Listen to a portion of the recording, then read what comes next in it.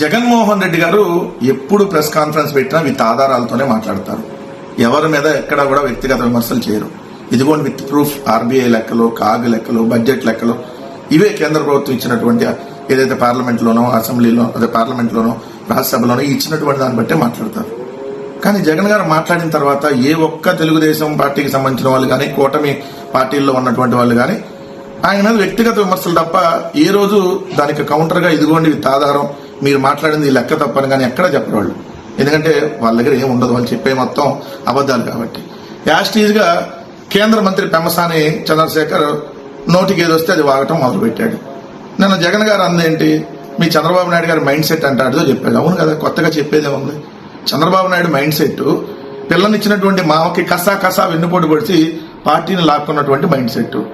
ఏదైతే మీ కేబినెట్ లో ఉన్నటువంటి మంత్రి నాదెండ్ల మనోహర్ గారి తండ్రి నాదెండ్ల భాస్కర్ రావు చెప్పాడు, తిరుపతి రైల్వే స్టేషన్ లో జేబులు కొట్టేవాడని వచ్చింది రిపోర్టు చంద్రబాబు నాయుడు మీద అని చెప్పి. నేను అంటల్లా, ఎందుకంటే నాకు తెలియదు, ఆయన చెప్పిందే నేను చెబుతున్నా.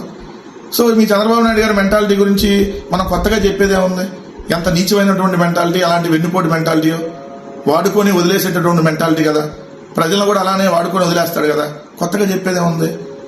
నువ్వు అనుకుంటే అంట జగన్ గారిని ఒక మాటతో చంపేస్తామంట. అంటే మీరు చంపేయడానికి కేంద్ర మంత్రి పదవి తీసుకున్నారా? అవునులే, మీరు చంపేసేటటువంటి సమర్థులే. ఎందుకంటే మన గుంటూరులో అంబటి రాంబాబు గారి ఇంటి మీదకి వెళ్ళి అంబటి రాంబాబు గారిని చంపేయాలని మీరు చేసినటువంటి ప్రయత్నం మామూలు ప్రయత్నమా? మీరు సమర్థులే చంపటంలో. మీ తెలుగుదేశం పార్టీలో ఉన్నవాళ్ళు చంపటంలో, చంపించటంలో సమర్థులు. అందుకనే కదా మీకు అధికారం ఇచ్చింది.